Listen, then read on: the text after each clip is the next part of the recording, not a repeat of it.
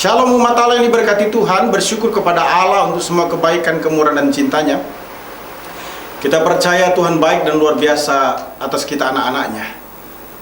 Bersama dengan saya, Pendeta Dr. Hanas, DTH dalam program Reministry, kita akan merenungkan firman Allah yang sejuk, yang membuat kita semakin bertumbuh, berakar, dan berbuah di dalam Kristus Yesus, Tuhan kita. Saya sudah menyampaikan di sesi 2 dengan tekanan utama bahwa kemaksimalan pelayanan Yesus Kristus ditunjukkan dengan mengajar dan menginjil. Kemaksimalan pelayanan Yesus Kristus di sesi yang ketiga ini masih menggunakan teks Matius 4 ayat 23 yang menyatakan, Yesus pun berkeliling di seluruh Galilea. Ia mengajar dalam rumah-rumah ibadat dan memberitakan Injil kerajaan Allah serta melenyapkan segala penyakit dan kelemahan di antara bangsa itu. Umat Allah yang diberkati Tuhan, kemaksimalan pelayanan Yesus Kristus di sesi yang ketiga ini tekanannya adalah menyembuhkan. Menyembuhkan dengan kuasa Allah yang dilakukan oleh Yesus Kristus. Jelas sekali Yesus melakukan kesembuhan fisik dengan kuasa supranatural. Istilah melenyapkan dalam bahasa Yunani terapeuon, artinya healing atau penyembuhan. Yesus menyembuhkan segala penyakit karena beberapa penyakit dianggap aib atau kusta. Maksud saya, penyakit aib itu seperti kusta bagi para tabib. Namun Yesus sebagai sumber kesembuhan ilahi, Yesus yang melakukan mujizat itu menyembuhkan segala penyakit, termasuk penyakit lumpuh dan sakit ayan. Yesus Kristus menyembuhkan segala penyakit.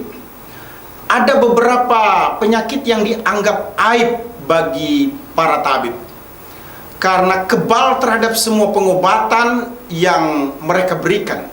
Namun penyakit-penyakit tersebut justru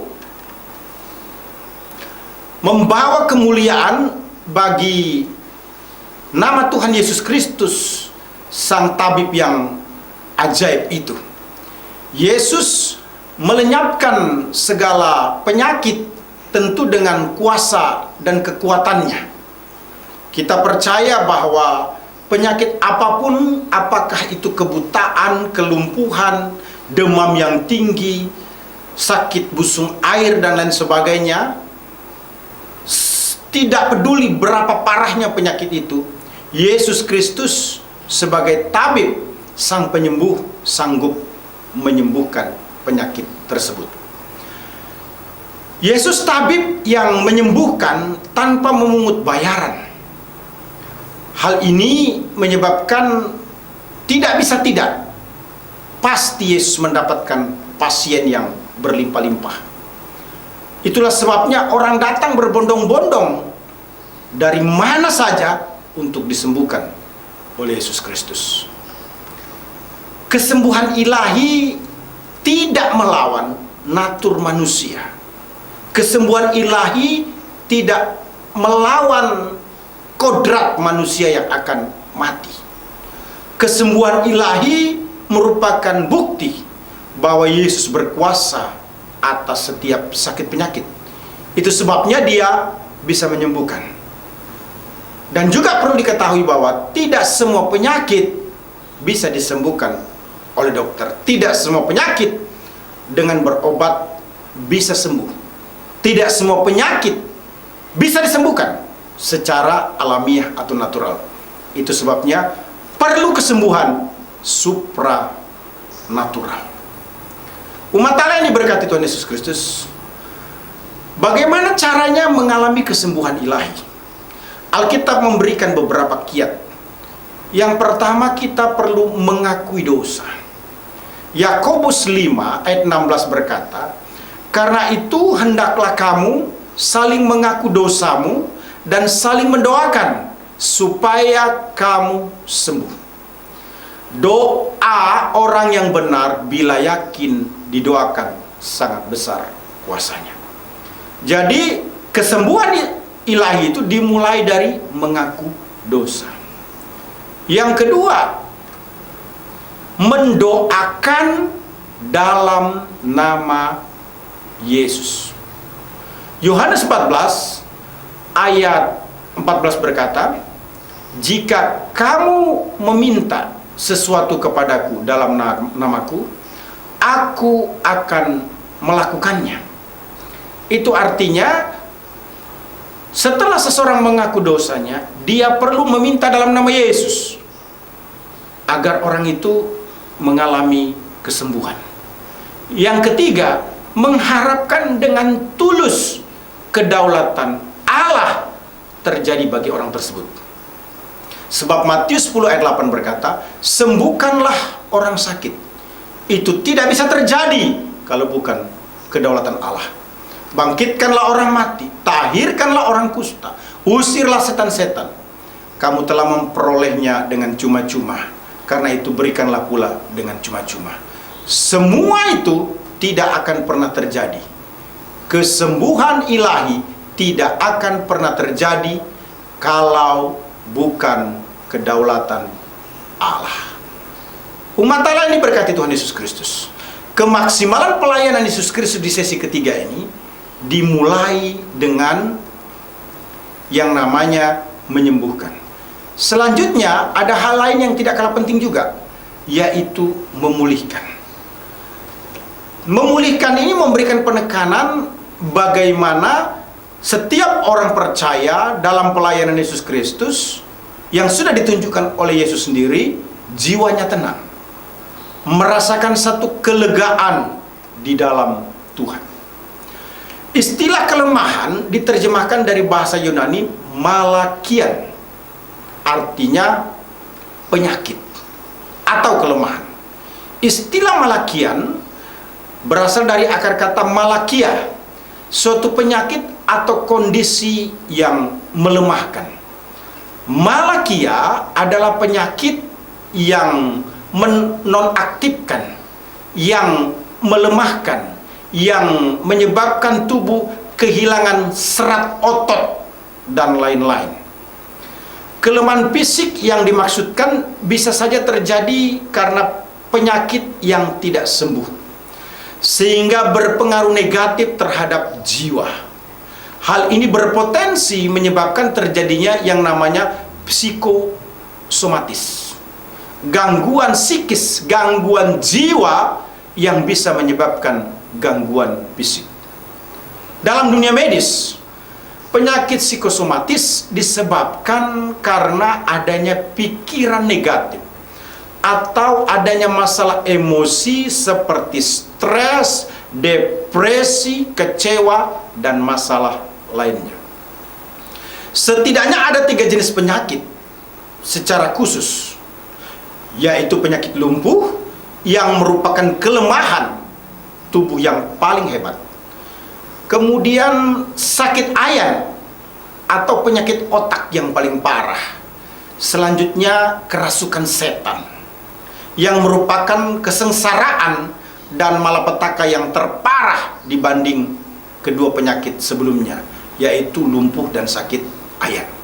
Menarik saudara, Yesus Kristus menyembuhkan semua penyakit itu. Apakah lumpuh, sakit ayan, kerasukan setan? Sebab Yesus Kristus adalah Sang Tabib Agung itu, yang berdaulat baik atas jiwa maupun tubuh dan berkuasa untuk menyembuhkan segala macam penyakit manusia. Kristus memiliki kepentingan utama untuk menolong umatnya. Salah satunya adalah menyembuhkan penyakit rohani. Yesus Kristus adalah surya kebenaran yang terbit dengan kesembuhan pada sayapnya. Maliaki 4 ayat yang kedua berkata, "Tetapi kamu yang takut akan namaku, bagimu akan terbit surya kebenaran dengan kesembuhan pada sayapnya. Kamu akan keluar dan berjingkrak-jingkrak seperti anak lembu lepas kandang." Jadi Yesus Kristus memulihkan artinya membuat orang berdosa bertobat. Yesus Kristus juga adalah tabib bagi jiwa, dan dia mengajar kita untuk menyebutnya tabib. Mengapa? Karena Matius 9 ayat 12-13 memberikan peneguhan akan hal itu. Firman Allah berkata, Yesus mendengarkannya dan berkata, bukan orang sehat yang memerlukan tabib, tetapi orang sakit.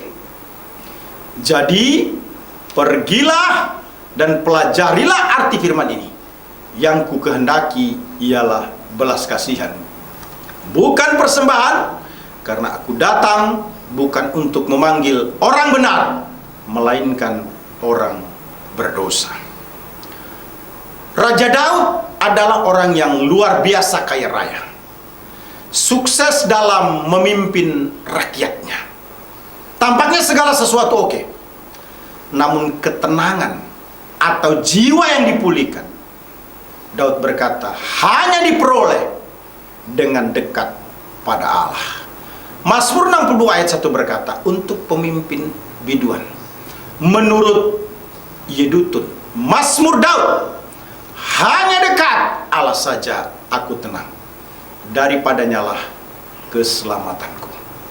Umat Allah yang diberkati Tuhan, saya ingin menyampaikan setidaknya 4 hal penting atau 4 kebenaran tentang pemulihan.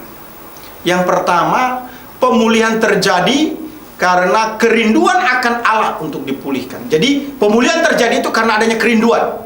Matius 11 ayat 28 berkata, marilah kepadaku semua yang letih lesu dan berbeban berat, aku akan memberikan kelegaan kepadamu. Pikulah kuk yang kupasang dan belajarlah padaku, karena aku lemah lembut dan rendah hati, dan jiwamu akan mendapatkan ketenangan. Sebab kuk yang kupasang itu enak dan bebanku pun ringan. Jadi jelas, melalui Matius 11 ayat 28 sampai dengan 30 ini, pemulihan terjadi karena kerinduan akan Allah untuk dipulihkan. Yang kedua, pemulihan terjadi ketika hati yang baru dan roh yang baru diterima dari Allah. Yeskiel 36 ayat 26 berkata, kamu akan kuberikan hati yang baru dan roh yang baru di dalam batinmu, dan aku akan menjauhkan dari tubuhmu hati yang keras, dan kuberikan kepadamu hati yang taat. Yang ketiga, pemulihan terjadi dalam keluarga Allah. Maliaki 4 ayat 6 berkata, maka ia akan berbuat hati, maka ia akan berbuat hati bapak-bapak berbalik kepada anak-anaknya, dan hati anak-anaknya kepada bapak-bapaknya, supaya jangan aku datang memukul bumi sehingga musnah. Yang keempat, pemulihan terjadi dalam negeri atau negara karena kehadiran umat Allah. 2 Tawarik 7 ayat 14 berkata, dan umatku yang atasnya namaku disebut merendahkan diri, berdoa dan mencari wajahku, lalu berbalik dari jalan-jalan yang jahat, maka aku akan mendengarkan dari sorga dan mengampuni dosa mereka serta memulihkan mereka. Menjadi tantangan bagi setiap orang percaya untuk meniru Yesus Kristus sebagai juru selamat, melakukan pelayanannya maksimal atau sempurna. Matius 5 ayat 18 berkata, karena itu haruslah kamu sempurna sama seperti Bapamu yang di sorga adalah sempurna.